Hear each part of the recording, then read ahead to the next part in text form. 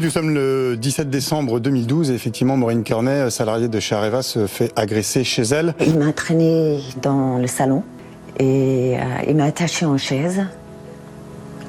Je me rappelle que j'ai senti le couteau sur mon ventre. Et là, je sais pas, j'étais plus là. Elle était engagée dans un combat contre sa direction. Une source l'a en fait informé qu'un accord confidentiel se prépare entre EDF, Areva et un spécialiste chinois du nucléaire. Un partenariat qui, selon elle, nuirait fortement au groupe Areva et surtout à ses salariés. Du jour au lendemain, on a remis en cause votre parole, on ne vous a pas cru, on vous a traité de folle, de mythomane. On a considéré qu'elle avait trompé la justice. Elle s'est retrouvée embringuée du statut de victime au statut de présumée coupable pour être condamnée avant d'être innocentée devant la cour d'appel. J'ai déposé hier une résolution pour demander une commission d'enquête sur ce que je crois relever d'un scandale d'État. Lors du premier procès, je me suis retrouvée... je ne pouvais pas dire un mot. Je me suis sentie tellement agressée, tellement déshumanisée, en tellement de dignité, que je crois que j'étais, d'après le psychiatre, j'étais dans un état de dissociation. C'était la seule façon pour moi de faire face à ce moment-là, à ce qui se passait dans ce tribunal-là.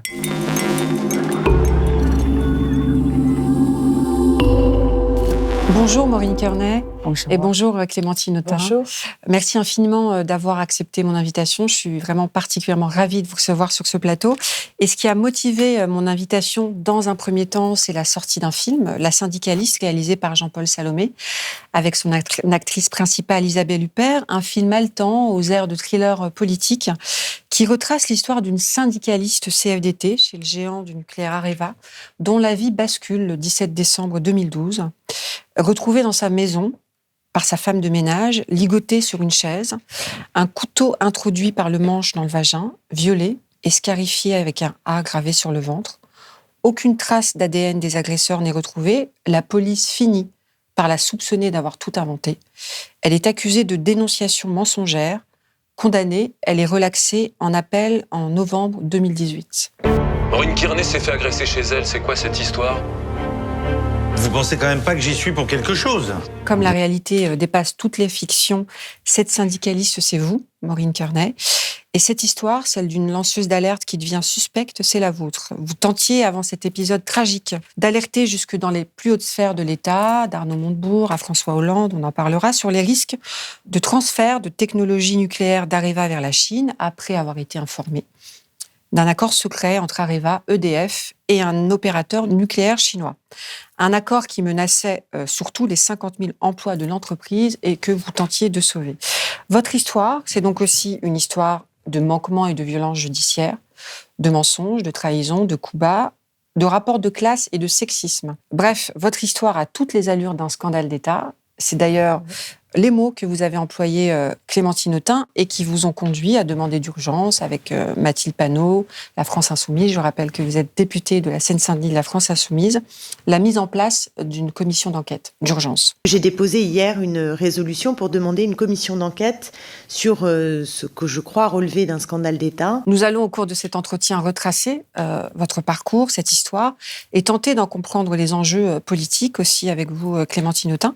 Mais avant cela, vous avez visionné ensemble ce film dans un lieu à haute teneur symbolique hier, c'était l'Assemblée nationale. Alors ma première question, comment s'est passé ce visionnage et aussi comment un film peut bousculer les choses? C'est aussi ça qu'on a envie de savoir.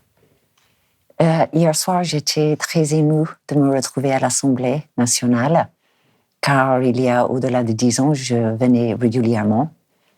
J'avais même organisé des conférences de presse et j'avais organisé une rencontre avec une centaine de personnes qui venaient de partout en Europe, qui travaillaient pour Areva, avec des députés en 2010. Et donc, me retrouver là-bas hier soir, ça m'a fait venir plein de choses que j'avais oubliées, en fait. Et surtout les politiques de l'époque, je me suis dit, s'ils avaient fait leur boulot, peut-être j'aurais jamais été agressée. On en parlera de de cette mise sous radar de la part des politiques, et c'est ce qui vous a conduit, je suppose aussi, à alerter et à demander une commission d'enquête. Comment vous avez vécu ce visionnage avec Maureen Kearney? Je crois que vous ne connaissiez pas, vous vous êtes rencontrés. Non. Donc j'étais ravie d'abord de faire la connaissance de Maureen. Et puis il y avait également Jean-Paul Salomé hier et Caroline Michel-Aguirre, qui est celle qui a écrit un livre. Elle est grand reporter à l'Obs. Elle a écrit un livre à partir duquel le film a pu être écrit. Donc plus le producteur, parce qu'il faut quand même un producteur qui ait l'audace Bertrand Sèvres, de financer un film de cette nature, parce que toutes les portes n'ont pas été très ouvertes. Et c'était intéressant d'ailleurs hier d'apprendre, moi je ne savais pas, mais qu'aucune région alors qu'elles ont été sollicitées dans leur commission pour financer les films, n'a mis au pot, ce qui n'est pas banal, et que voilà, certains partenaires habituels de Jean-Paul Salomé n'ont pas été au rendez-vous. Donc la partie financière n'était pas inintéressante aussi. Et hier, donc j'ai tenu à faire cette projection à l'Assemblée nationale. On avait de nombreux députés pour ce type de projection, c'est même assez inédit, puisqu'on avait 13 députés, je crois, présents, et de sensibilités politiques différentes. Bon, essentiellement la NUPES, faut être honnête. Essentiellement la NUPES, et je crois que ceux qui étaient présents, celles et ceux qui étaient présents, ont été comme moi, comme beaucoup qui voient ce film, sous le choc, en fait. Ça met une claque, et on se demande tous, une fois que c'est terminé, comment est-ce qu'on a pu être pris d'une telle amnésie? Parce que cette histoire, elle est à la fois récente et elle date pas de hier matin.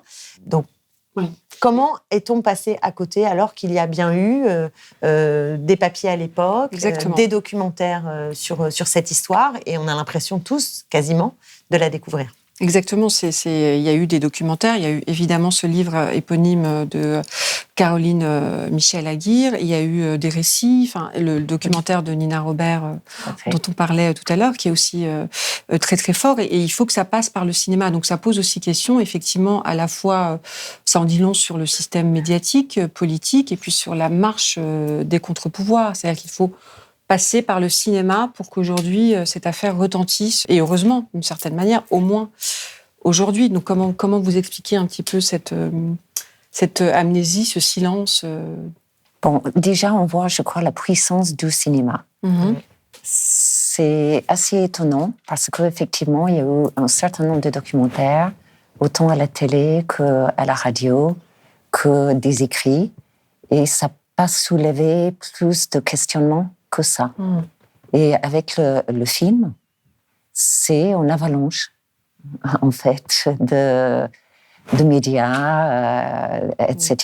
Et beaucoup de gens en parlent aujourd'hui. Je suis contente car je suis qu'une voix aujourd'hui, mais qui peut être entendue, écoutée, pour parler des choses qui ne fonctionnent pas très bien dans notre pays, notamment la parole des femmes. Pour répondre à votre question, c'est vrai que c'est impressionnant. Il y a plus de 450 000 personnes qui ont vu le film, donc c'est quand même un succès fort. Donc ça va laisser des traces. Il y a 450 000 personnes qui sont devant ce que, en effet, j'ai appelé un potentiel scandale d'État. Ça va laisser des traces. Et évidemment que la fiction, elle nous aide à mieux ressentir les choses, parce qu'on rentre dans la vie de Maureen et puis, sans spoiler le film, comme on dit. Mais on invite les gens à le voir. Mais il y a quand même un moment de mystère, de tension qui est pas évident.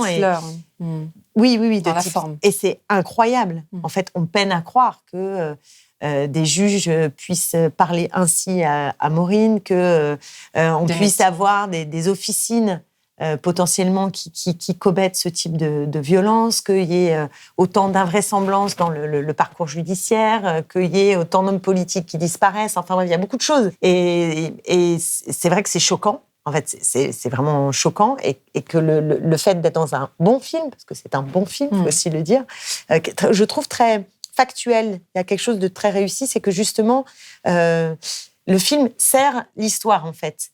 On n'a pas l'impression de voir un beau film où la réalisation viendrait écraser l'histoire. On a l'impression que le film sert vraiment la compréhension de ce qui s'est produit. Tout à fait, et on en parlera. Le réalisateur prend le pari justement de nommer les gens, et puis c'est la première fois, je crois, en France, qu'un film qui s'intéresse au milieu politique, alors que les protagonistes sont encore vivants a lieu, en fait. Donc, on parlera un petit peu de ça pour vraiment dessiner le contexte politique. Mais j'avais encore une petite question, Maureen, sur le fait que ça touche que le grand public. Est-ce que c'est le début possible d'une réparation pour vous? Je dis ça parce qu'on va commencer un peu par la fin.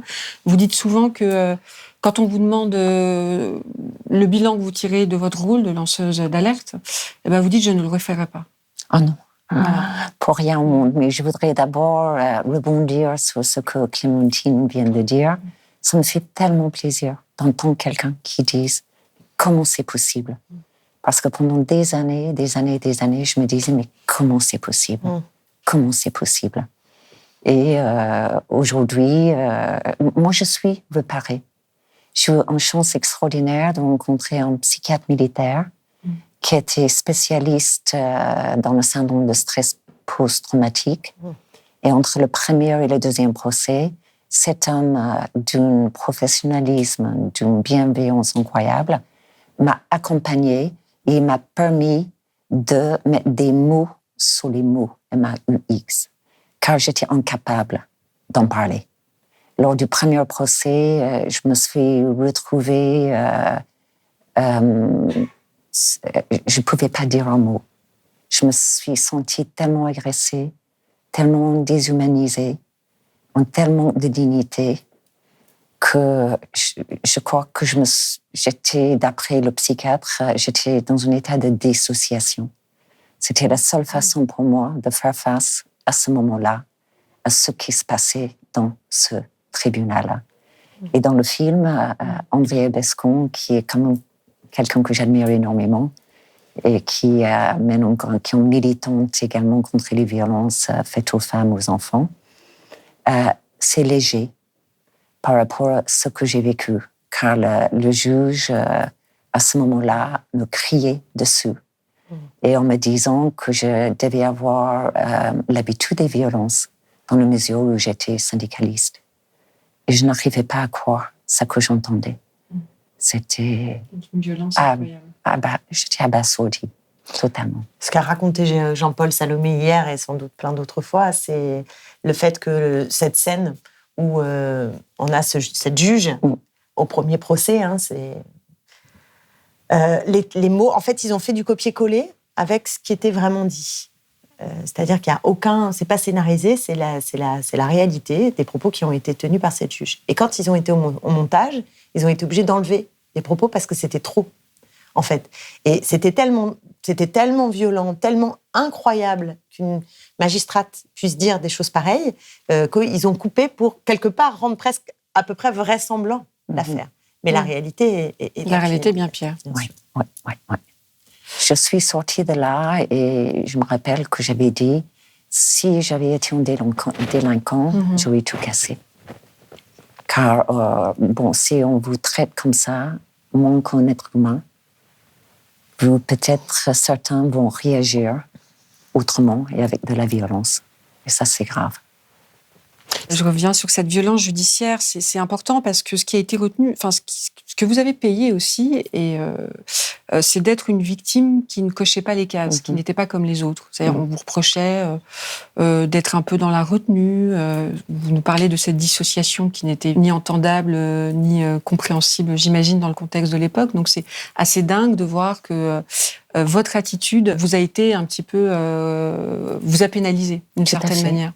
C'est aussi ça que vous racontez et que traduit très bien le film. Et donc, Clémentine Autain, donc ce scandale politico-industriel, on peut dire, qui est étrangement passé sous les radars, on a un petit peu compris, donc refait surface à la faveur de ce film. Et puis maintenant, donc, vous allez poursuivre, on l'espère en tout cas avec cet appel à la commission d'enquête. Qu'est-ce qui vous a, quels sont les éléments qui pour vous ont été déterminants dans cette histoire, qui vous ont, encouragé à la saisir d'urgence, je le rappelle?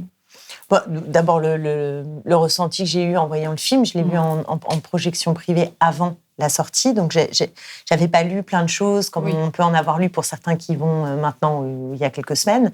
Et c'est un ami qui m'a appelé, qui m'a dit « Je viens de voir le film en projection privée, c'est pour toi, c'est toutes tes causes. » Les violences faites aux femmes, la démocratie, un scandale industriel, vraiment, c'est au cœur de tes sujets, va vite voir le film. Donc je suis allée le voir avec ma collaboratrice, on était toutes les deux dans salle de cinéma. Et c'est vrai qu'à la fin, on est resté collé au siège. Vraiment collé au siège, en fait. De se dire, mais c'est pas possible. Enfin, comment c'est possible qu'une chose pareille soit arrivée? Et comme la dernière scène, là je vais spoiler quand même, la dernière scène, c'est la commission d'enquête. Oui. Donc c'est une scène qui est fausse, puisque ça se termine par une ouverture où il y aurait une commission d'enquête. Évidemment, en sortant de là, on se dit, mais oui, il faut une commission d'enquête. Et donc, immédiatement, j'ai lu le livre de Caroline Michel-Aguirre qui permet d'avoir des précisions qu'un film ne peut pas donner. Et je me suis dit, vraiment, oui, on est devant une affaire très politique, éminemment politique, et qui exige des éclaircissements. Donc, quand j'en ai parlé à mon groupe et à Mathilde Panot, tout le monde a été très partant. Et donc, très vite, on a fait la conférence de presse et on a saisi pour qu'il y ait une commission d'enquête. Le problème, c'est que notre droit de tirage pour cette année, on l'a déjà utilisé. C'est ma collègue Danielle Simonet qui fait une commission d'enquête sur les Uber Files. Et on en a une par an, par groupe. Et Yael Braun-Pivet peut, à discrétion, dire « bon, bah là, je le fais ». Ce qu'elle n'a pas fait. Elle a le droit, elle a la possibilité vraiment de le faire. Et elle m'a renvoyé à notre droit de tirage. Donc ça, c'est un peu gênant, pour le dire gentiment. C'est-à-dire que la Macronie a décidé de mettre ça un peu de côté aussi. De côté, mais on va pas lâcher. On va pas lâcher, donc on va voir. Qu'est-ce que vous avez comme on a la possibilité de la prendre dans notre niche qui se réouvre au mois de septembre parmi l'ensemble des sujets. Donc ce sera une décision collective. Et le cas échéant, on peut aussi le faire adopter par l'Assemblée nationale.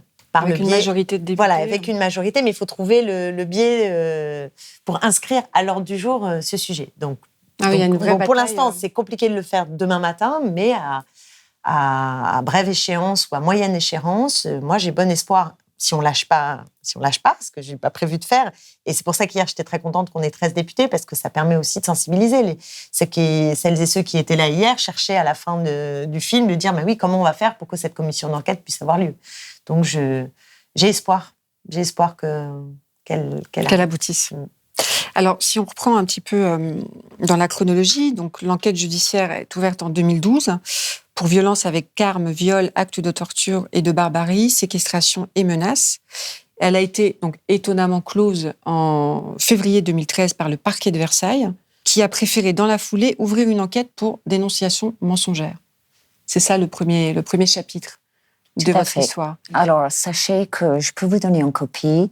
Le classement de l'affaire, c'est marqué, donc, je me rappelle, délit, viol, torture et ainsi de suite.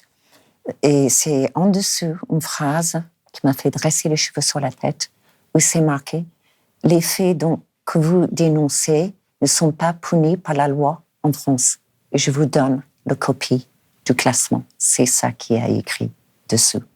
Je me disais, mais c'est pas possible. Mais si, c'était possible. Une réaction, Clémentine, c'est juste incroyable. C'est incroyable. Et ça fait partie des éléments qu'il faudrait éclairer dans une commission d'enquête. C'est de comprendre le travail de la justice, même en amont, et on le voit très bien dans le film. Il y a des façons de prendre les choses au commissariat, déjà, qui ne vont pas. Donc, c'est toute la chaîne. On a l'impression qu'il y a eu des défaillances à peu près... À tous les étages. À tous les étages, absolument à tous les étages. Donc, il faut les éclairer, côté justice, évidemment côté politique, même en amont, puisque le point de départ, c'est comme cette bataille sur un secret, qui est ces négociations avec la Chine, et pourquoi est-ce qu'on ne peut pas en parler aux salariés, qu'est-ce que ça trame, qu'est-ce qui se trame sur une industrie qui n'est pas une petite industrie, le nucléaire. Donc, je veux dire, il y a vraiment beaucoup de sujets. Mais au démarrage, bien sûr, ce dysfonctionnement judiciaire est impressionnant. Et donc, vous avez été condamné en 2017 pour avoir inventé ce viol, avant d'être hallucinant, avant d'être relaxé l'année suivante par la Cour d'appel de Versailles, en raison des carences manifestes de l'enquête. Et puis ça veut dire... Et donc, c'est 5 ans, non, 4 ans. 6 ans après donc, l'agression. Pendant 6 ans. Ouais. Mais sur une chose aussi simple que le fait que c'est pas possible, en fait, matériellement, de s'attacher elle-même. C'est-à-dire, en fait, c'est matériellement pas possible. Donc, c'est quand même le minimum de, normalement, ce qu'on demande à une enquête, c'est de montrer la matérialité, ce qu'on peut montrer. Il y a des choses qu'on ne peut pas montrer, ça peut être parole contre parole. Et en particulier, sur les questions de viol, on sait à quel point parole contre parole, c'est évidemment une des difficultés, la question de la preuve. Mais là, précisément, il y a un élément assez simple. elle ne pouvait pas s'être elle-même attachée telle qu'elle était attachée. Donc, il y a quand même un problème. Grave. J'avais Entre autres. Hein. Pardon. J'avais en rupture des coifs des rotateurs de l'épaule droite. Et j'avais un rendez-vous ce jour-là à 8h pour une IRM, pour voir s'il fallait faire une intervention chirurgicale ou pas. Donc, le orthopédiste a fait un certificat comme quoi j'avais une immobilité totale de mon bras droit. Alors, dans la conclusion des juges, ça a été, mais elle pouvait se servir de sa main. Mais pas... Oui, mais pas de son épaule. Ça n'avait aucun sens. Aucun sens. Alors, la demande de la commission d'enquête porte aussi sur une autre affaire, qui est d'ailleurs révélée dans le film. Elle implique un ancien cadre de Veolia qui subit des menaces et dont la femme a été agressée à son domicile. En tout cas, c'est très troublant. Le mode opératoire est strictement le même, jusqu'aux dernières phrases qui ont été prononcées. Je précise que vous ne vous connaissiez pas. Cette femme qui s'appelle donc Marie-Lorraine Boquet-Petit a donné son témoignage de manière, à visage découvert à l'Observateur donc il y a quelques semaines, pour la première fois. Et ce qu'elle dit est quand même assez stupéfiant, puisque c'est exactement le même mode opératoire, avec donc, je disais, cette phrase finale qui est de dire, cette phrase lâchée par les agresseurs, c'est le dernier avertissement. Vous, c'est le deuxième, il n'y en aura pas un troisième. Donc c'est un élément supplémentaire que vous mobilisez. Bien sûr. Dans la demande de commission d'enquête, on parle aussi de cette deuxième affaire, parce qu'effectivement, elle ressemble. Il s'agit quand même d'un haut cadre chez Veolia qui veut s'opposer, justement, à des contrats et qui assiste, et qui le dit. Dans un dîner où il y a, de mémoire, Alexandre Djouri.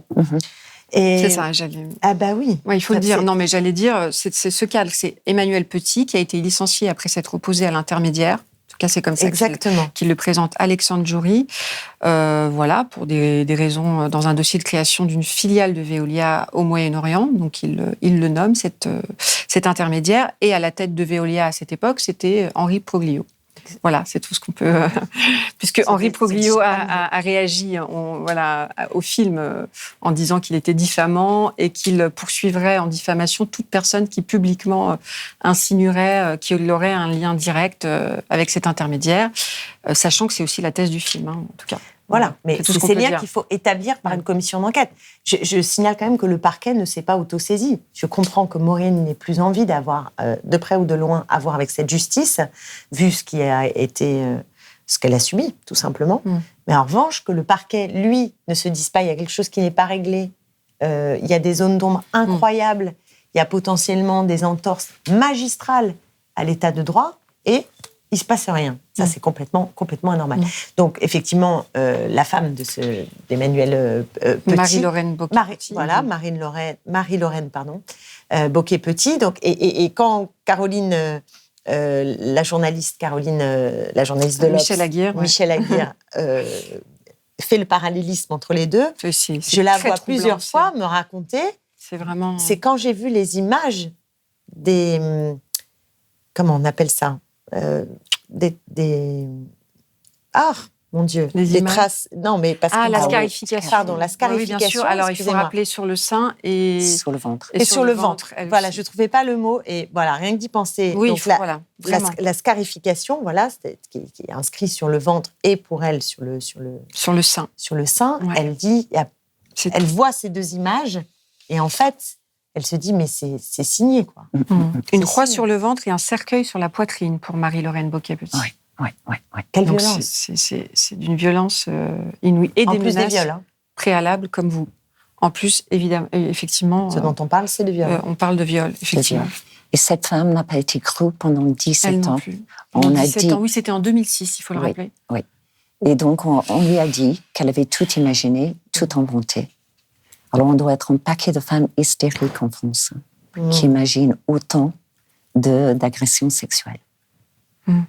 Alors, vous le disiez, on va soulever aussi, c'est vraiment cette dimension-là du sexisme et de la misogynie dont vous avez été victime, au-delà, évidemment, en plus du viol, tout ce parcours. Vous disiez en préambule, notamment à l'issue de la projection d'hier, que vous étiez sidéré par le manque d'action politique, en fait, jusqu'à présent. Et on note effectivement François Hollande, Bernard Cazeneuve, enfin, vous n'avez plus du tout eu de nouvelles après cet événement tragique. Comment vous expliquez cette passivité, à minima, on peut appeler ça comme ça? Le seul peut-être qui a montré un petit peu plus d'intérêt, on va dire, c'est Arnaud Montebourg, parce qu'il fait exception. Il a laissé entendre que vous aviez effectivement dit des choses qu'il ne fallait pas dire. Il a témoigné pour vous? Tout à fait. Je précise que j'ai témoigné au procès de Madame Kearney. Qu'est-ce que vous pouvez nous dire aussi de... Qu'est-ce que je peux dire de toutes ces trahisons que j'ai vécues? J'avais l'impression d'être une lèpre, d'avoir la lèpre. Et que si on s'approchait de moi, on risquait d'être contaminé. Et l'objectif, à mon avis, de cette agression, c'était de me décrédibiliser, ce qui a très bien marché. Et donc, à ce moment-là, il fallait me fuir au plus vite et au plus loin que possible. Et ils l'ont fait. Ils se sont enfuis. Donc, qu'est-ce que ça veut dire de leur courage et de leurs valeurs et principes? Et du sens des responsabilités quand on est responsable politique. Voilà, on est dans un état de droit. Le droit s'applique à tous. J'avais vraiment ça en tête. Et je me suis rendu compte que c'était pas vrai, que les valeurs, les principes sur lesquels j'avais construit ma vie se sont effondrés, totalement effondrés. Et j'ai mis des années à retrouver ces valeurs et ces principes, mais ça y est, aujourd'hui, ils sont bien debout à nouveau. Clémentine Autain, il s'agit là de... comment on peut qualifier ça? Moi, je veux faire aussi cette commission d'enquête pour pouvoir les auditionner tous. Quand ils viennent dans des commissions d'enquête à l'Assemblée nationale, ils prêtent serment. Donc, ils ont quand même une obligation de dire la vérité. Or, ce qu'on observe avec Bernard Cazeneuve en particulier, c'est que d'un seul coup, il a disparu de la circulation. Arnaud Montebourg a été auditionné dans le cadre d'une commission d'enquête sur l'indépendance énergétique française, je crois. En ce moment. En ce moment. Donc moi, je suis pas membre de cette commission, mais j'y suis allée pour l'interroger sur l'affaire Maureen Kearney à cette occasion. Il a donné les éléments qu'il a toujours donnés, en fait. Il a redit qu'il avait témoigné, il a redit... mais il reste des zones d'ombre, notamment sur des rapports aussi, que François Hollande était censé avoir commandés et dont personne n'a vu la couleur. Oui, justement, sur ces contrats. Bien sûr. Qu'est-ce que c'est que l'histoire de ces contrats avec la Chine? Alors, dans le cadre d'un rapport plus général, mais qui ciblait aussi ces contrats avec la Chine. Où est ce rapport? Visiblement, personne ne l'a jamais vu, personne ne l'a jamais lu. Or, il a été visiblement commandé. De la même manière, on s'interroge sur ce que la DGSE savait. Et là aussi, une commission d'enquête peut permettre d'éclairer les choses du point de vue de la DGSE, et ça, c'est quand même très important. On note aucune note n'a été établie par les services secrets? Oui. A priori? Censément. En tout cas, c'est ce qui... ça fait partie des carences, justement, à essayer de Si c'est le cas, de pourquoi? clarifier. Comment est-ce possible? Comment est-ce possible qu'une affaire pareille, qui était dans le domaine public en plus, je veux dire, on peut même pas se dire ils ont mal fait leur travail, ils n'ont pas été capables de repérer, c'est dans le domaine public. Ils ne s'autosaisissent pas devant une affaire pareille, c'est pas possible. Sachez qu'à peu près un an auparavant, on a eu une copie d'un accord entre EDF et CGMPC, l'entreprise d'État chinois. Le comité de groupe européen, on était voir Bernard Cazeneuve, qui à l'époque, avec Jean-Marc Ayrault, a écrit à François Fillon. Et on nous a dit par la suite que le contrat était stoppé, qu'il y avait, c'est arrêté, donc on était soulagés. Et quand les socialistes sont arrivés au gouvernement en 2012, 6 mois après, Bernard Cazeneuve m'a appelé un jour en me disant qu'il fallait concevoir d'urgence.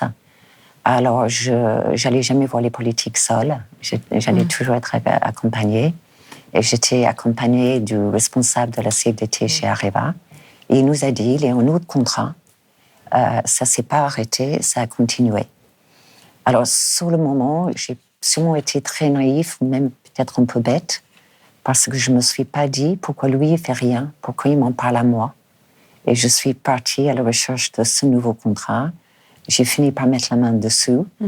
Et là, on a écrit, le bureau du comité de groupe européen, peut-être 600, 700 courriers à tous les députés, tous les sénateurs de France pour les alerter sur ce nouveau contrat. On a été reçus par une quarantaine à qui j'ai donné ce contrat et rien s'est passé, absolument rien. C'était presque comme quand je leur donnais, s'ils ne faisaient pas comme ça, ils ne voulaient pas être contaminés. Rien ne s'est passé si ce n'est que vous avez été menacée à ce moment-là. J'ai été menacée. C'est à ce moment-là que vous recevez des menaces et des pressions. Tout à fait, tout à fait. Et mes enfants également. Et ça m'a fait... sur le moment, je pensais que mes enfants, on a dit avec mon mari, ils exagèrent. Notre fille nous a dit qu'elle était suivie. Oui. Et on lui a dit... Ça n'a pas été d'ailleurs. Oui. Non, on lui a dit, chérie, non mais nous, personne ne te suit. Les enfants d'Emmanuel Petit aussi. Aussi, la camionnette, une camionnette blanche. Oui, une camionnette blanche devant chez Madame Petit. Apparemment, une camionnette blanche devant chez moi aussi. Moi, je ne l'ai pas vue. C'est les voisins qui ont parlé aux policiers en disant qu'il y avait une camionnette blanche garée devant chez Monsieur et Madame Hugo. Et ça n'a pas été plus loin. Ils n'ont pas été voir à qui ça appartenait, cette camionnette blanche. Comment est-il possible qu'il y ait en France des officines de ce type ? C'est pas possible, en fait. En tout cas, c'est difficile à... Sans que personne ne fasse rien, ça, non, c'est pas possible. Alors, Caroline, hier soir, a dit quand même clairement qu'elle a été menacée dans son travail. Et, récemment liée à récemment, et aussi il y a... À chaque fois qu'elle a sorti des enquêtes, en fait, et notamment au début. Voilà, notamment au début de cette histoire. Et elle a été voir les services secrets. Moi, je ne connais rien aux services secrets. Les DGSE et tout ça, je ne connais pas. Et on lui a dit, c'est pas nous, mais c'est sûrement une officine. Et de penser qu'un corps d'État français peut dire qu'il y a des officines qui fonctionnent en France, ça dépasse l'entendement. Ce qu'on entend en tout cas là, Maureen Kearney, c'est que vous faites face aussi à un monde d'hommes, de policiers, de gendarmes, de députés, de ministres. Et vraiment, on se rend compte, et le film le rend très bien, que les hautes sphères n'échappent pas à la misogynie, quoi. Vous êtes vraiment victime d'un sexisme. Même quand il s'agit d'une femme, comme la magistrate. C'est-à-dire que la misogynie n'est pas... oui, elle n'est pas genrée, forcément. C'était vraiment un contexte... Voilà. C'est le contexte général et aussi de non-prise en considération de ce que, normalement... Parce que c'est pas si vieux, on n'est pas en train de parler d'une histoire dans les années 50. On est en train de parler d'une histoire...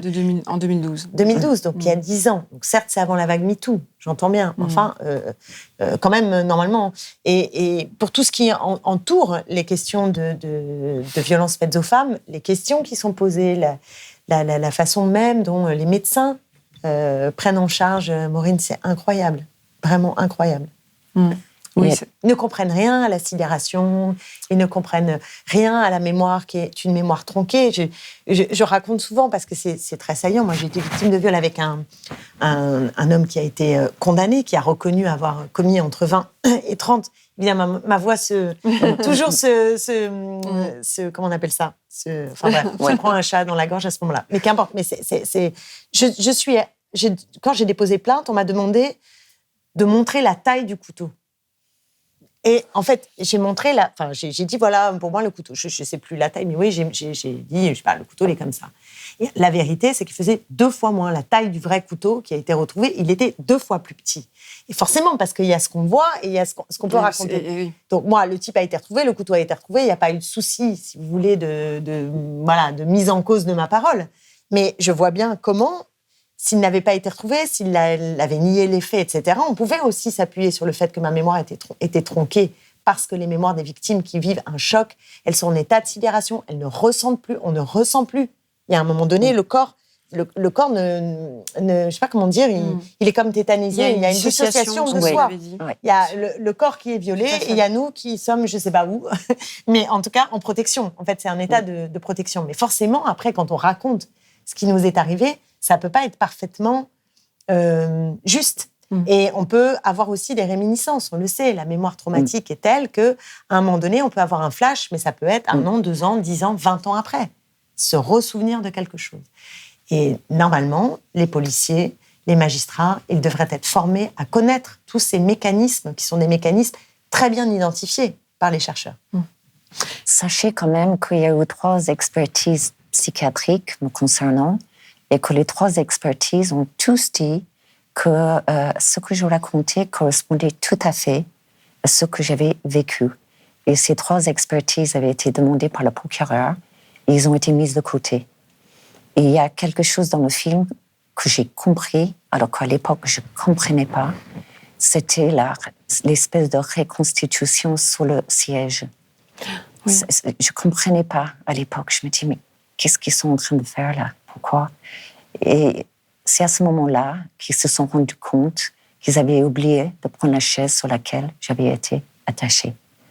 Et cette espèce de reconstitution, que je ne savais pas que c'était une reconstitution, était faite sur un siège, je ne sais pas, bizarre.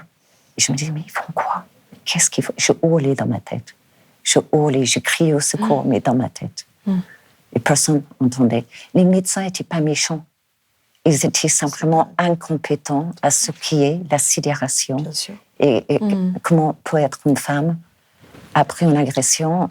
On nous demande d'expliquer des choses alors que nous-mêmes, on n'arrive pas à s'expliquer à nous-mêmes. Bien sûr, le processus d'amnésie on commence à envisager aujourd'hui. D'ailleurs, parmi les éléments, il y a cette histoire qui ont fait douter les enquêteurs, c'est ce fameux couteau que vous avez gardé et qui aurait dû, et ça c'est le gynécologue aussi, c'est d'une violence assez inouïe, qui essaye de comprendre et donc de refaire des tests avec vous pour savoir pourquoi ce couteau n'a pas été expulsé. En fait, c'était impossible que vous le gardiez dans le vagin. Il y a un procès, on a invraisemblance. C'est toujours la même chose. En fait, on dit, mais non, c'est pas vraisemblable ce que vous racontez. Alors, sachez que le médecin qui a dit que j'aurais dû expulser le couteau, j'étais examinée sur une table gynécologique. Vous avez, pardon? J'ai été examinée sur une table gynécologique. Oui. Ça, je me rappelle. Et il m'a demandé si mon mari et moi, on avait des rapports sexuels normaux. Et cette phrase m'est restée. Je me dis, il n'y a rien qui va dans la phrase. Mais je me dis, mais qu'est-ce que ça a à voir? Mais qu'est-ce que ça a à voir avec ce que j'ai vécu? Et donc, le lendemain ou le surlendemain, je n'arrive pas à le situer, quand il y a eu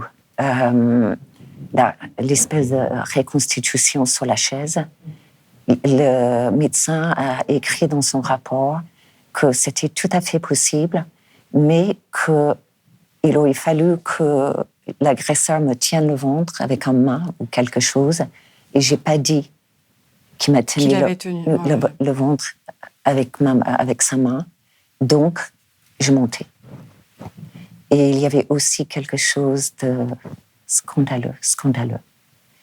Ça a été répété, et encore l'année dernière par le procureur sur radio publique, que je ne portais pas de culotte sous mon collant. Oui. Donc, il a laissé entendre comment je pouvais être une femme respectable et crédible si je ne portais pas de culotte sous mon collant. On en est là. C'est incroyable. C'est assez incroyable. Oui. C'est toujours la même vieille histoire, des autostoppeuses dans les années 70 avec le procès de Gisèle Halimi, où, pourquoi elles ont fait de l'autostop, pourquoi elles ont dormi, pourquoi elles étaient habillées comme elles étaient habillées, Mais on l'aurait bien cherché et on est responsable. C'est quand même le seul crime dans lequel vous avez une victime qui doit faire la preuve qu'elle est bien la victime et qu'elle n'est pas la coupable. C'est le monde à l'envers. Je dis souvent, quand on va voir les enquêteurs ou les policiers ou les forces de l'ordre, quand on nous vole notre sac à main, on n'a pas besoin de prouver qu'on nous a volé notre sac à main. On est cru. Ou si on nous vole notre voiture, on est cru. Et l'agression sexuelle, c'est le seul crime où c'est la victime qui doit prouver qu'elle a été agressée. Alors, on l'aura compris, vous êtes toutes les deux des combattantes féministes de la première heure. Maureen Kearney, vous dites que votre renaissance aussi, elle passe par votre implication bénévole auprès d'associations féministes aujourd'hui. Vous vous occupez aussi de femmes victimes de violences judiciaires et conjugales. Clémentine Autain, vous étiez on le sait maintenant, vous faites autorité dans le domaine politique sur la question des violences sexistes et sexuelles. Vous-même avez exprimé, vous avez parlé du viol dont vous avez été victime et qui a été aussi un moment de renaissance à la culture féministe, justement, et politique. De naissance. De naissance, pardon. Il n'y a pas de renaissance. Oui. Juste une naissance. De naissance. Donc on voit bien, là, c'est vraiment un point commun de vos parcours. Vous pouvez peut-être me dire un mot de votre engagement aujourd'hui? Moi, c'était à la fac, dans les années 70, où je me suis intéressée à la cause des femmes. Et pendant 50 ans, j'estime que j'étais féministe, que chez Areva, j'ai présenté un projet à la Commission européenne sur l'égalité des chances, l'égalité femmes-hommes, qu'on a pu mettre en place dans 12 pays européens. Donc, ça a toujours été important pour moi. J'ai eu une maman qui m'a toujours... Elle avait deux choses. Elle me disait l'éducation, l'éducation, l'éducation. Et la deuxième chose, il faut que tu sois indépendant financièrement. Et ça, c'est quelque chose qui est inscrit dans mon ADN. Voilà. Donc, féministe, oui, je le revendique. Et je me battrai toujours pour la cause des femmes et des enfants également. Clémentine Autain, politiquement, c'est assez, on le voit bien en ce moment, c'est assez difficile de mettre en place. On parlait justement de changer les mentalités. On le voit bien dans le domaine politique. Enfin, les cellules internes, notamment à l'AFI, vous mettez des mécanismes en place et vous dites c'est vraiment un stade expérimental. Dans le contexte post-MeToo, on voit bien qu'il y a des choses qui sont faites, mais qui sont difficiles à mettre en place et qui, par moments, dysfonctionnent un petit peu. Oui, mais enfin, comment vous voyez votre action? Non, la grosse masse, on sait très bien ce qu'il faudrait mettre en place. Il faudrait une loi cadre, comme il y en a eu en Espagne, avec des moyens. Donc, on sait très bien. C'est pas vrai qu'on ne sait pas. Il y a eu une avancée extraordinaire, planétaire, sur la prise de conscience avec la libération. Alors, ça, je suis d'accord. Il y a des féministes qui disent que ce n'est pas la libération de la parole, c'est la libération de l'écoute. Ce qui est, à mon avis, les deux marchent un peu ensemble. C'est-à-dire que d'un seul coup, des femmes disent « je vais le dire », mais il y a aussi des oreilles qui se tendent et qui acceptent de dire « ah, elle le dit, mais je la crois ». Voilà. Donc, il y a ce phénomène-là qui était en fait indispensable pour que le reste arrive. Mais le reste n'arrive pas. Et maintenant, la balle est dans le camp des pouvoirs publics. Parce que si vous ne mettez pas de moyens justement pour former les magistrats, les policiers, pour qu'ils arrivent à accueillir cette parole correctement, si vous n'aidez pas les associations féministes, si vous ne donnez pas des moyens d'accompagnement psychologique derrière, etc., on ne peut pas concrètement, en fait, endiguer le phénomène. Or, je vois bien que la tendance est sans arrêt à vouloir durcir la loi. Comme ils ne veulent pas mettre de moyens, alors on va encore et encore étudier des textes et puis discuter d'un petit bout. Vous voyez ce que je veux dire? Ah, mais est-ce qu'il faut tous s'écharper pour savoir s'il faut repousser d'un an, machin, mettre... Le cœur du sujet, il n'est pas là. C'est est-ce qu'on est capable de mettre 2 milliards d'euros, ce qui n'est pas si fou, sur cet enjeu qui est un enjeu qui touche tant de femmes. Je ne vais pas tout chiffrer, mais vous le savez, c'est des millions et des millions de femmes. Tout à fait. C'est un phénomène de masse. C'est ça qu'on a découvert avec MeToo. Et qui est censé être une cause, on en parlait tout à l'heure, nationale. Maureen Kerney, vous avez été une des syndicalistes les plus influentes du pays, finalement. Vous avez représenté 75 000 salariés. Vous aviez vos entrées au Sénat, à l'Assemblée. Vous disiez que vous n'aviez aucun mal à interpeller. Donc parfois aussi, ça étonnait. Vous avez un contact très direct avec les représentants politiques. Parfois, on vous le reprochait. Ça faisait douter aussi en disant que c'est quand même pas très normal une syndicaliste qui soit finalement aussi proche du pouvoir. Donc j'aimerais bien que vous disiez un mot sur votre vision du syndicalisme qui est qui est peut-être un petit peu éloignée de celle qu'on est en train de vivre. Oui, tout à fait.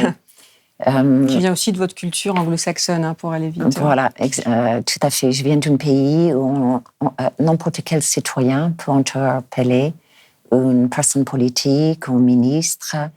On part du principe qu'ils sont là pour nous. Donc, ils ont des comptes à nous rendre. Et voilà, ma mère écrivait aux politiques, ma grand-mère écrivait aux politiques. Ma mère était une militante en faveur de Nelson Mandela. Et quand j'avais, 6-7 ans, on était 4, on avait une badge, Free Nelson Mandela. Et je me rappelle, j'avais jamais vu un monsieur noir de ma vie. Et en Irlande de l'Ouest, une petite ville, c'était un homme, mais je me rappelle les cheveux, qui étaient en style afro. Et chaque fois qu'on changeait de manteau, le badge, il fallait qu'il aille son nouveau manteau. Et également, quand je rentrais de l'école, des fois, elle était assise devant des magasins avec d'autres militantes humanistes qui commerçaient avec l'Afrique du Sud. Et moi, j'avais la honte de ma vie de voir ma mère assise devant des magasins en train de gueuler. Mais je crois que ça nous a forgé tous les quatre notre esprit humaniste et peut-être politique également. Vous avez un regard particulier sur le moment politique et syndical, précisément, qu'on est en train de vivre sur cette actuellement. Actuellement, oui. Bon, je dirais que la réussite de Macron, c'est les syndicats. Il a réussi à les unir, à unir tous les syndicats dans une cause commune. Ça fait longtemps qu'on n'avait pas vu ça, et donc voilà. C'est bien qu'on parle d'une seule voix au niveau des syndicats. Je crois que c'est important pour le peuple. Clémentine Autain, sur ce moment, cet intersyndical, ce moment historique qu'on est en train de vivre. On refait une émission, là, c'est énorme. C'est énorme ce qui se passe. Bon, là, on voit bien qu'on est dans une impasse. Voilà, on est dans un peu un tournant aussi du mouvement, avec un gouvernement qui n'a pas écouté les syndicats, qui n'a pas écouté la majorité des Français, qui n'a pas écouté le Parlement, qui est resté, comme on disait, droit dans ses bottes, et puis qui maintenant est face à un peuple qui, lui, en revanche, renoue avec les plus belles heures de son histoire et qui tient tête. Et là, la réponse, c'est la répression. C'est-à-dire, nous, on voudrait de l'état de droit et on a un état de répression. Et il instrumentalise en fait la police contre les manifestants. Et on l'a vu dans les manifestations depuis des semaines où ça devient fou. Avant, c'était dans les quartiers populaires, les violences policières. Après, c'était les gilets jaunes. Et puis maintenant, c'est les manifestants tout venant. C'est-à-dire quelqu'un qui passe même en faisant du jogging aux abords d'une manifestation peut être mis en garde à vue. Donc on se demande où on est. Et les scènes de guerre à Sainte-Soline disent quelque chose de très profond sur la stratégie du maintien de l'ordre, entre guillemets, qui est vraiment... pas du tout un maintien de l'ordre, mais une stratégie de la tension et du désordre, enfin en tout cas du désordre du point de vue de la démocratie et de l'état de droit. C'est très inquiétant. C'est très inquiétant. Et là, c'est à la fois très inquiétant du côté du pouvoir en place, qui répond en se raidissant devant la crise de régime, et en même temps très exaltant du côté de ce peuple qui, lui, tient bon, prend conscience de sa force et probablement va écrire des pages de l'histoire progressiste, je le crois, en tout cas à venir. Ça nous permet, oui. Oui, ce qui m'étonne dans tout ça, c'est la certitude qu'ont certaines personnes politiques que si on n'est pas d'accord avec eux, donc on fait partie d'une foule de terroristes et ainsi de suite. Et on décrédibilise les manifestants pacifiques. Et d'une certaine façon, c'est ça qui m'est arrivé. Il fallait décrédibiliser, et on est toujours dans le même mécanisme. C'est décrédibiliser ceux qui ne sont pas d'accord. Et je me pose aussi la question, qu'est-ce que ça veut dire de quelqu'un qui n'a pas la capacité intellectuelle de se dire, peut-être j'ai tort. De ne pas admettre. De ne pas admettre. D'être obstiné. De ne pas avoir un doute. Ce qui est même très, très embêtant, puisque nous parlons du chef de l'État.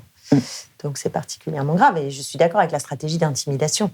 Il y a la volonté de faire peur. Mais écoutez, vous dites, je ne referai pas. Enfin, voilà, tellement c'est violent. Ceux qui sont allés à Sainte-Soline et qui ont vu ces scènes de guerre, certains disent, je ne retournerai pas. Des parents disent aux jeunes, ne va pas dans cette manifestation, je veux que tu rentres entier, j'ai peur, n'y va pas. Donc c'est cette volonté. Donc, il faut qu'on tienne bon. Et c'est la masse de ceux qui tiennent bon. C'est parce qu'on va être nombreux qu'on va pouvoir tenir bon en face et remettre tout ce qui ne va pas. Et sortir de cette impasse. En tout cas, ce qu'on entend, vous dites d'ailleurs parliez de ces mécanismes d'intimidation qui vous ont dégoûté aussi d'une certaine manière de la justice. Vous dites, je n'y crois plus à la justice. Pourtant, ce qu'on entend quand même, c'est ce qu'on a entendu dans tout cet entretien, c'est que vous restez une défenseur acharnée de la justice sociale. Tout à fait. Y compris par vos implications diverses aujourd'hui, et puis par l'attachement à cette culture aussi dont vous avez parlé, héritée de votre maman, de votre grand-mère, dont vous parlez souvent. Tout à fait, oui. Donc, bon, je pense, à l'époque, on parlait de progrès social. Je cherche la dernière progrès social qu'on a pu avoir dans notre pays. Bon, si vous pouvez me le dire, je suis preneuse. Ah, Clémentine Autain, peut-être. Il va falloir. Merci beaucoup, merci à toutes les deux. J'ai vraiment été ravie de vous recevoir. Et puis j'invite évidemment tous nos spectateurs, téléspectateurs à voir ce film et puis surtout à s'intéresser à votre histoire vraiment et à encourager la création. Alors je ne sais pas quel pouvoir ils vont pouvoir avoir, mais peut-être justement de donner encore plus de retentissement à cette affaire pour qu'une commission d'enquête puisse être mise en place. Merci infiniment. Merci beaucoup.